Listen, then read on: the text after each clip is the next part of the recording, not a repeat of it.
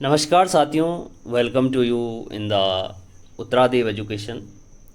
साथियों, उत्तर प्रदेश लोक सेवा आयोग ने एक नोटिफिकेशन जारी किया है और जो नोटिफिकेशन है असिस्टेंट प्रोफेसर यानी सहायक आचार्य का, यानी राजकीय महाविद्यालयों में असिस्टेंट प्रोफेसर के लिए यानी सहायक आचार्य के लिए जो एग्ज़ाम होगा उसके लिए उत्तर प्रदेश लोक सेवा आयोग ने नोटिफिकेशन जारी किया है, जो 4/9/2025 यानी 4 सितंबर 2025 का नोटिफिकेशन है।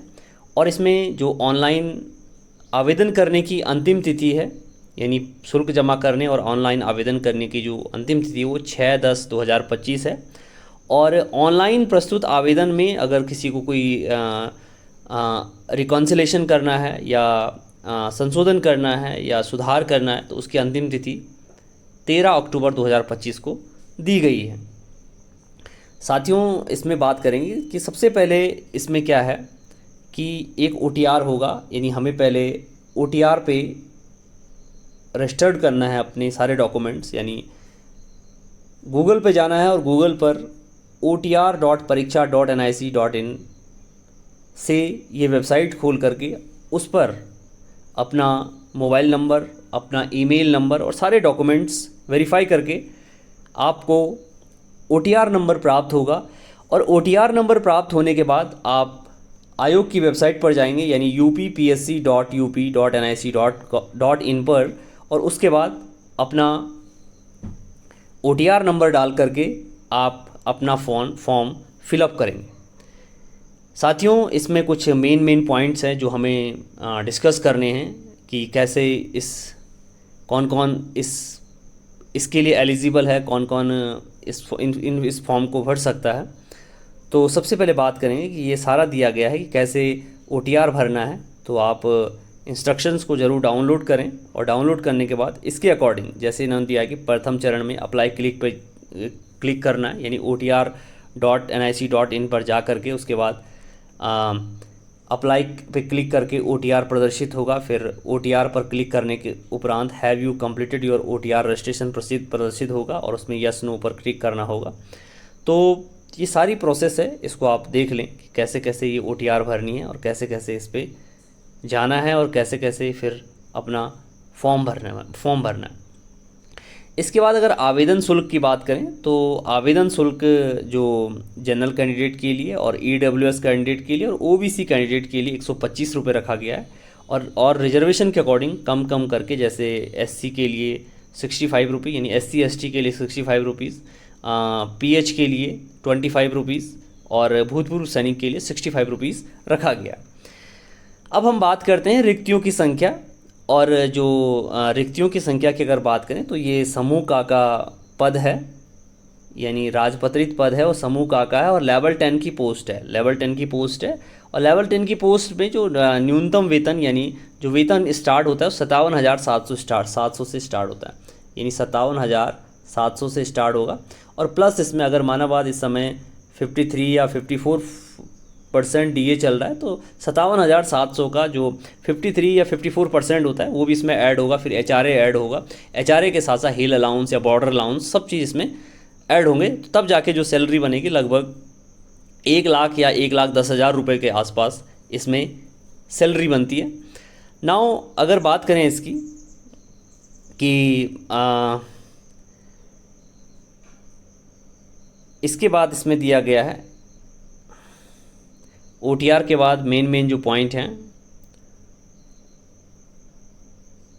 शैक्षिक अर्हता के संबंध में। तो स्टूडेंट्स इस पर कन्फ्यूज हो रहे थे कि शैक्षिक अर्हता के संबंध में जो अंतःसंबंध विषय है या समकक्ष विषय हैं उनको भी ऐड किया गया। जैसे हिंदी के साथ भाषा विज्ञान को ऐड किया गया है, उर्दू के साथ कोई भी नहीं है, अंग्रेजी के साथ भाषा विज्ञान और अप्लाइड इंग्लिश को ऐड किया गया, संस्कृत के साथ संस्कृत में निष्णांत कहते हैं PG को, यानी पोस्ट ग्रेजुएशन को, यानी MA MSc MCOM को निष्णांत कहते हैं, या संपूर्णानंद संस्कृत विश्वविद्यालय से संस्कृत में आचार्य की उपाधि। साथियों, अगर बात करें कि अंतःसंबंध विषय का मतलब है कि अगर माना बात किसी कैंडिडेट का संस्कृत में नेट एग्ज़ाम है या संस्कृत सब्जेक्ट से सेट एग्ज़ाम है और पोस्ट आई हुई है, पोस्ट आई हुई है संस्कृत के लिए, तो क्या वो भर सकता? तो यस, वो तो भर ही सकता है। लेकिन अगर माना बात किसी ने संपूर्णानंद संस्कृत विश्वविद्यालय से संस्कृत में आचार्य की उपाधि की है, तो वो भी इसके लिए, यानी वो भी संस्कृत के पोस्ट के लिए एलिजिबल होगा। अब कभी कभी क्या होता है कि किसी ने नेट किया हुआ है हिस्ट्री में और पद आ रखा है मॉडर्न हिस्ट्री का या मिडिवल हिस्ट्री का, तो वो भी इसमें एलिजिबल है। माना बात कभी कभी क्या होता है कि जैसे पॉलिटिकल साइंस है, पॉलिटिकल साइंस में पद आ रखा है लोक प्रशासन का और नेट किया हुआ है राजनीति शास्त्र में, तो जिसने लोक प्रशासन में यानी पब्लिक एडमिनिस्ट्रेशन में नेट किया हो, यानी यूजीसी नेट एग्ज़ाम या सेट एग्ज़ाम दिया हो और क्वालिफाई किया हो, तो वो भी इस पोस्ट के लिए एलिजिबल है। तो इसीलिए अंतः संबंध विषय को दिखाया गया है कि जैसे अर्थशास्त्र में व्यवहारिक अर्थशास्त्र, समाजशास्त्र में सोशल वर्क, अगर किसी ने सोशल वर्क में नेट किया हो तो समाजशास्त्र की पोस्ट के लिए वो अप्लाई कर सकता है। इसके बाद रसायन विज्ञान के साथ व्यवहारिक रसायन विज्ञान यानी कार्बनिक अकार्बनिक यानी ऑर्गेनिक इनऑर्गेनिक फार्मास्यूटिकल को भी दिया गया है। इसके बाद है जो मेन चीज़ है वो सिलेबस को लेकर के, क्योंकि इससे पहले क्या था कि जो सिलेबस था वो सिलेबस की वजह से बहुत समस्या आ रही थी। जैसे उत्तराखंड में भी बहुत बड़ी समस्या आ रखी है कि जिन कैंडिडेट्स का जेआरएफ नेट सेट क्लियर है वो कैंडिडेट्स बाहर हो जा रहे हैं और जिन कैंडिडेट्स का पीएचडी है वो कैंडिडेट्स अंदर हो रहे हैं। क्योंकि जो पीएचडी का वेटेज है, पीएचडी का वेटेज बहुत ज़्यादा है और उत्तराखंड में एपीआई स्कोर को लागू किया गया। तो उत्तर प्रदेश सरकार ने या उत्तर प्रदेश शासन ने बहुत अच्छा निर्णय लिया है और निर्णय काबिले तारीफ़ भी है कि ये एग्ज़ाम के अकॉर्डिंग होगा और जो एग्ज़ाम है एग्ज़ाम के अकॉर्डिंग ही सही कैंडिडेट यानी जो विषय का जो जिसको विषय का सबसे ज़्यादा नॉलेज होगा वही इस पोस्ट के लिए कैपेबल होगा और कैपेबल के साथ साथ वही इसको क्रैक भी कर पाएगा।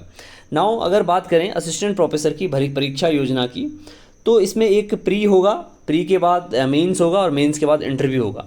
तो अगर प्री की बात करें तो प्री का जो पेपर होगा वो स्क्रीनिंग टाइप का होगा। स्क्रीनिंग टाइप में क्या होगा कि वस्तुनिष्ठ प्रकार के क्वेश्चन होंगे, यानी क्वेश्चन होगा और उस क्वेश्चन के 4 ऑप्शन दिए जाएंगे।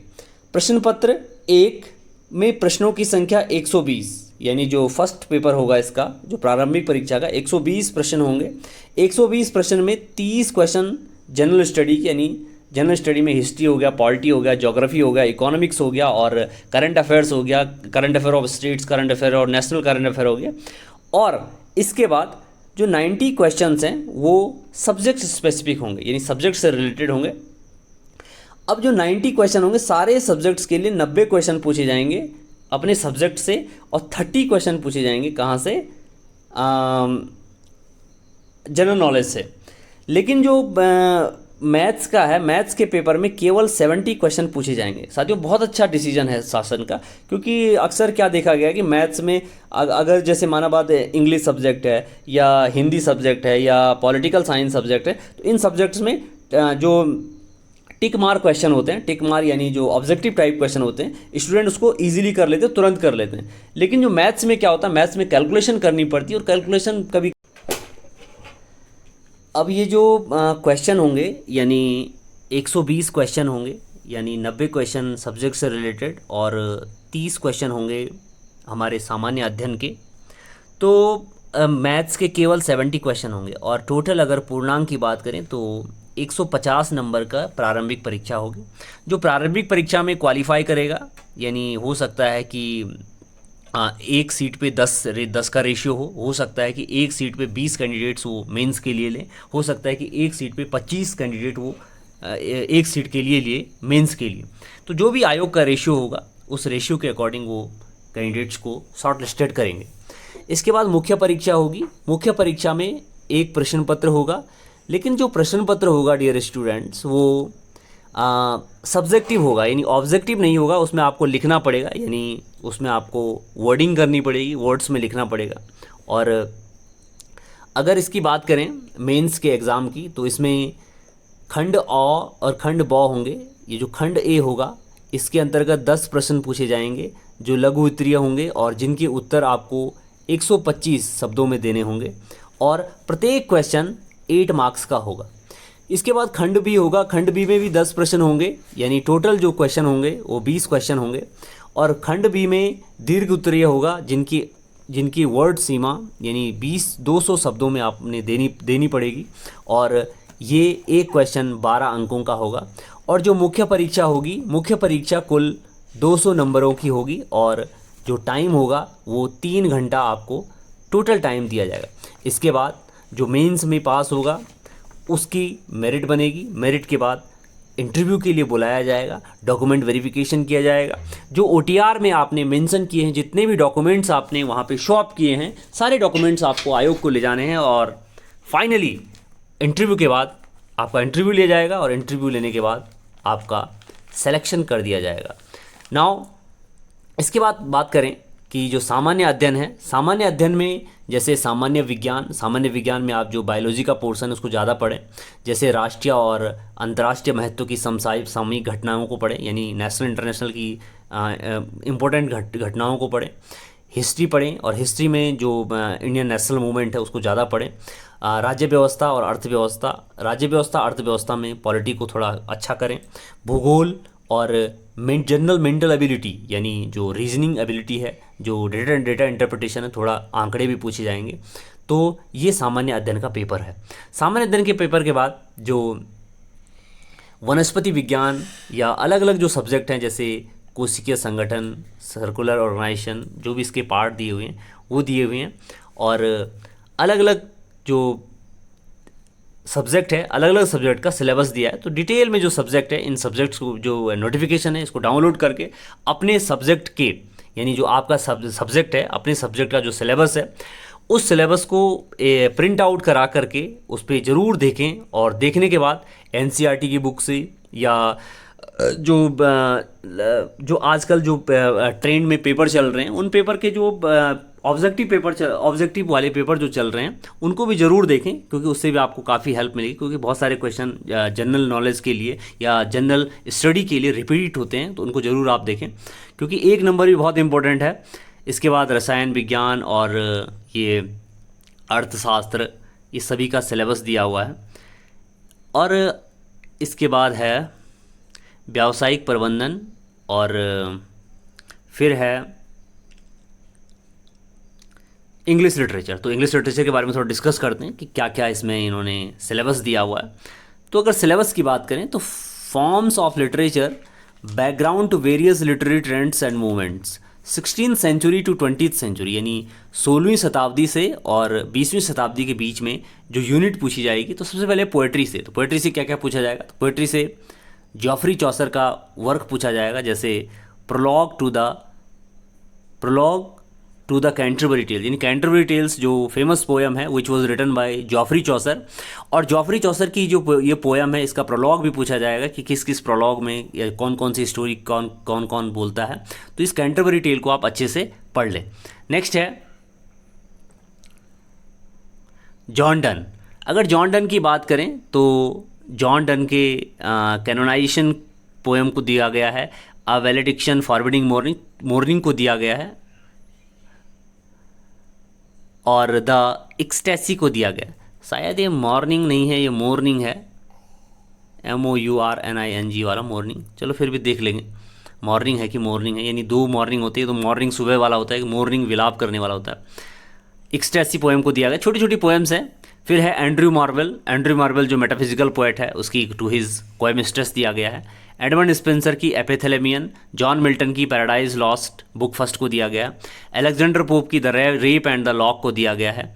विलियम ब्लेक की द टाइगर और द लैम्ब को दिया गया। वर्ड्सवर्थ की lines composed a few miles above Tintern अबे को दिया गया है। और odd on intimation of immortality from recollection of early childhood को दिया गया है।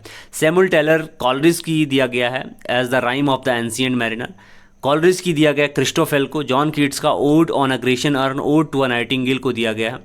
यानी ये सारे जो सिलेबस है इनसे पूछा जाएगा। जैसे PV सेले का एडोनाइज को दिया गया an elegy on the death of John Keats, to a skylark को दिया गया है। एल्फ्रेड लॉर्ड टेनिसन का द डिफेंस ऑफ लखनऊ और यूलिसेस द लोटस ईटर्स को दिया गया है। रॉबर्ट ब्राउनिंग की the last ride together, my last duchess Prospice को दिया गया है। मैथ्यू अर्नल्ड की डोवर बीच स्कॉलर जिप्सी को दिया गया है। टी एस एलियट की द वेस्टलैंड को दिया गया है। डब्ल्यू बी ईट्स की द सेकेंड कमिंग और सेलिंग टू बाइजेंटियम और प्रेयर फॉर माई डॉटर को दिया गया है। सीमस हेनी की डिगिंग को और पनिशमेंट को दिया गया है। डब्ल्यू एच ऑर्डन की in the memory of W Yeats को दिया गया है। म्यूजिस डेस ब्यूक्स आर्ट्स को दिया गया। द शील्ड्स ऑफ एक्िलीज को दिया गया है। फिलिप लार्किन की चर्च गोइंग पोएट्री ऑफ डिपार्टस को दिया गया है। टेड ह्यूज की द थॉट फॉक्स और हॉक रोस्टिंग पोएम्स को दिया गया। फिर है यूनिट थर्ड। यूनिट थर्ड में ड्रामा दिया गया है और ड्रामा में आपने पढ़ना है क्रिस्टोफर मार्लोव का डॉक्टर फॉस्टस, विलियम शेक्सपियर का हैमलेट और ट्वेल्थ नाइट, जॉन वेबस्टर का duchess of Malfi, Ben Jonson का वॉलपॉन, अफरा बेन का द रोवर, ओलिवर गोल्डस्मिथ का the she stoops to conquer, G B. Shaw का कैंडिडा, टी.एस. एलियट का the family reunion, Harold Pinter का the home coming, Samuel Beckett का waiting for Godot, John Osborne का look back in anger. और फिर है unit four, और unit four में फिक्शन और प्रोज से दिया गया है, और फिक्शन और प्रोज से दिया गया जैसे हेनरी फील्डिंग का जोसेफ एंड्रयूज़ को, जेन ऑस्टिन का pride and prejudice, George Eliot का सिलास मार्नर, चार्ल्स डिकिंस का hard times for these times, Thomas Hardy का test of the d'Urbervilles, Joseph Conrad का heart of darkness, James Joyce का portrait of the artist as a young man, Virginia Woolf का to the lighthouse, D H. Lawrence का the rainbow, William Golding का lord of the flies, Graham Greene का the power and the glory, Francis Bacon का of truth, of studies and of adversity, Joseph Addison का the spectator's account of himself, Sir Roger at home, और Thomas Carlyle का the hero as man of letters, James Stuart Mill का on liberty, और Bertrand Russell का science and values and science and war from the impact of science on society. इसके बाद linguistics यानी language से भी कुछ दिया गया है, जैसे descriptive linguistics, general linguistics, scope and branches of linguistics, sociolinguistics, psycholinguistics, pragmatics, stylistics और लैंग्वेज वेरिएशन से क्वेश्चंस दिए गए हैं। फिर इसके बाद इंडियन राइटिंग इन इंग्लिश से दिया गया, जैसे तरुदत्त हो गया, तरुदत्त का लोटस, रविंद्रनाथ टैगोर का the thou hast made me endless, leave this chanting and sing, ये सारी जो लाइन्स हैं ये सारी गीतांजलि से ली गई है। सरोजिनी नायडू का song of Radha, the milkmaid, Raja Rao का on the Ganga ghat and other stories, Girish Karnad का नागमंडला, सलमान रश्दी का मिडनाइट चिल्ड्रन, अरुंधति रॉय का the god of small things, Anita Desai का the fire on the mountain, Jayanta Mahapatra का the hunger and grandfather, A R. Ramanujan का a river, another view of grace, an introduction और looking glass. फिर कुछ American literature से दिया है। अमेरिकन लिटरेचर से जैसे वॉल्ट विटमैन है when lilacs last in the dooryard bloomed one's self I sing, Robert Frost का mending wall, after apple picking the gift outright, Edgar Allan Poe का द रेवन, अर्थर मिलर का death of salesman, Herman Melville का Moby Dick, Sylvia Plath का lady Lazarus और daddy, Ernest Hemingway का a farewell to arms, Tennessee Williams का a glass menagerie, Langston Hughes का the Negro speaks of reverse, Harlem. और इसके बाद है कुछ न्यू लिटरेचर दिया गया, जैसे ए.डी. होप का the death of the bird, Patrick White का the solid mandala, Margaret Atwood का the blind assassin, Derek Walcott का a far cry from Africa, ruins of a great house, Chinua Achebe का things fall apart, V S. Naipaul का a house for Mister Biswas, Wole Soyinka का dance of the forest, Ngugi वा।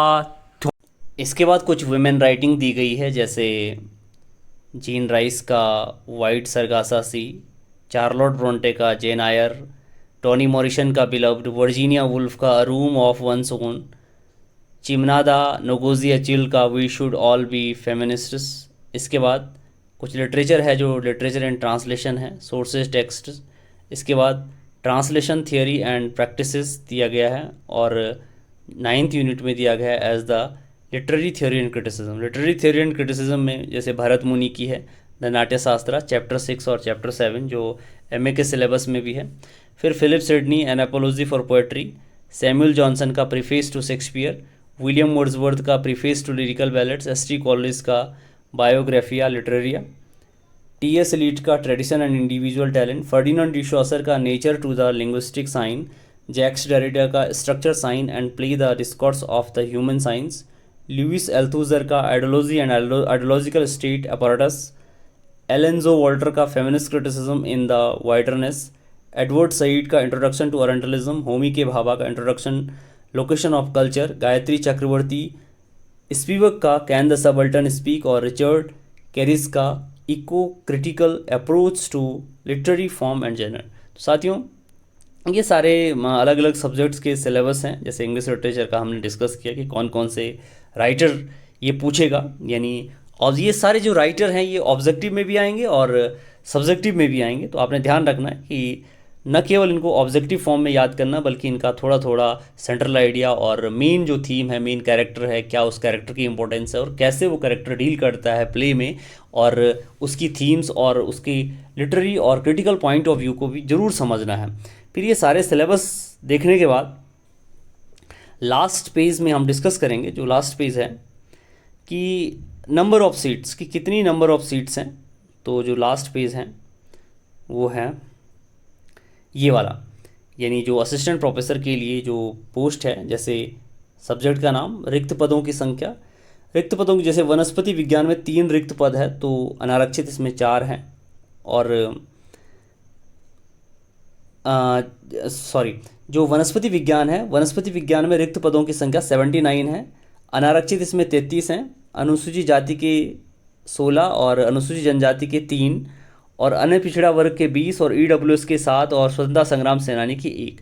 अब जो आरक्षण लगेगा, इन आरक्षण में जो 3 होंगे, एक LV1 यानी दिव्यांगजनों का जो आरक्षण लगेगा वो इसके अकॉर्डिंग लगेगा, और जो महिला हैं यानी इनमें से जो महिला कैंडिडेट शॉर्टलिस्टेड होंगे वो 15 कैंडिडेट महिलाओं को दिया जाएगा।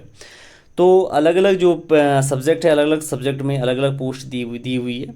तो काफ़ी सारी पोस्ट है और अच्छी अपॉर्चुनिटी है, क्योंकि जो प्री मेंस और इंटरव्यू के बेस्ड पर एग्ज़ाम होते हैं उनमें धांधली के चांसेस कम होते हैं, करप्शन के चांसेस कम होते हैं। तो अच्छा मौका है, आप अपनी डीप स्टडी करें, आज ही से अपनी स्टडी के लिए लग जाएं और मेंस के अकॉर्डिंग ज़रूर पढ़ें, यानी प्री का भी देखें और मेंस का भी, यानी दोनों देखना ज़रूरी है। और तो अगर हम इंग्लिश लिटरेचर स्पेशली अगर बात करें इंग्लिश लिटरेचर की, इंग्लिश में कितनी सीट्स हैं, तो इंग्लिश में जो नंबर ऑफ़ सीट्स हैं, टोटल सीट्स हैं इंग्लिश की 92, और इन 92 में जो रिज़र्व जो जनरल कैंडिडेट के लिए 41 है, और जो SC कैंडिडेट के लिए वो 16 है, और जो ST कैंडिडेट के लिए 3 है, और जो अन्य पिछड़ा वर्ग यानी OBC के लिए 23 है, और EWS के लिए जो 9 सीट्स है, और स्वतंत्रता संग्राम सेनानी के लिए 01 पोस्ट है। साथियों एक और चीज़ लास्ट में डिस्कस ज़रूर करूँगा, वो चीज़ है कि मानववाद आपने सेट एग्ज़ाम दिया है, मानववाद आपने सेट एग्ज़ाम दिया है उत्तराखंड का, तो आप असिस्टेंट प्रोफेसर के लिए यानी यूपी के लिए एलिजिबल नहीं है। अगर आपने यूपी का सेट दिया हुआ है और वो क्वालिफाई है तो तब आप वहाँ एलिजिबल है, लेकिन अगर आपने उत्तराखंड का सेट दिया हुआ है तो आप यूपी के लिए एलिजिबल नहीं है। नंबर सेकंड बात, अगर आपका असिस्टेंट प्रोफेसर, अगर आपका नेट एग्ज़ाम है तो नेट एग्ज़ाम के अनुसार आप यूपी के लिए एलिजिबल है, लेकिन अगर आपका नेट एग्ज़ाम ओबीसी के थ्रू निकला है या किसी कैटेगरी में निकला है तो ओबीसी कैंडिडेट वहाँ पर अप्लाई नहीं कर सकते हैं, यूपी में अप्लाई नहीं कर सकते हैं, क्योंकि जो रिजर्वेशन दिया जाता है वो रिजर्वेशन केवल स्टेट के कैंडिडेट्स को ही दिया जाता है, न कि अदर स्टेट के कैंडिडेट्स को। तो साथियों ये हमने आज डिस्कस किया असिस्टेंट प्रोफेसर के बारे में, इसके हमने डिस्कस किया कि कितनी नंबर ऑफ़ सीट्स हैं। तो ये नंबर ऑफ़ सीट्स भी आप ज़रूर देख लें कि किस कैटेगरी में कौन सी सीट्स अलॉट की गई है, और ये सिलेबस, डिटेल सिलेबस हमने देखा। फिर हमने देखा कि कैसे OTR को भरना है, OTR के बाद आपने OTR के बाद जो आपने यूपी PSC की वेबसाइट पर जाना है और अपना जो फॉर्म है फिलअप करना है। फॉर्म फिलअप करने के बाद आपने जो सिलेबस है, सिलेबस ज़रूर डाउनलोड करें और इसका प्रिंट आउट भी ज़रूर करें, और सिलेबस के अकॉर्डिंग यानी कोई भी पॉइंट सिलेबस का ना छूटे, सारे के सारे पॉइंट आपने करने हैं। तो धन्यवाद, और आप अच्छी तैयारी करें, आपको बहुत बहुत शुभकामनाएं। धन्यवाद।